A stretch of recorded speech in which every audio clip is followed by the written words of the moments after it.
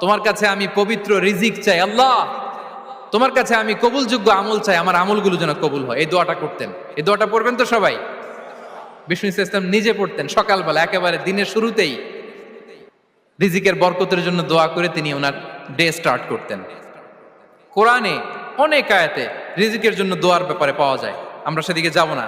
সাইয়েদনা ঈসা আলাইহিস সালাম তিনি বলেছেন আল্লাহ আকাশ থেকে মায়েদা পাঠান, ওই আয়াতের শেষে বলেছেন ওয়ারযুকনা ওয়া আনতা খায়রুর রাযিকিন, আল্লাহ আপনি আমাদেরকে রিজিক দিয়ে ধন্য করুন, আপনিই তো রিজিক দাতা।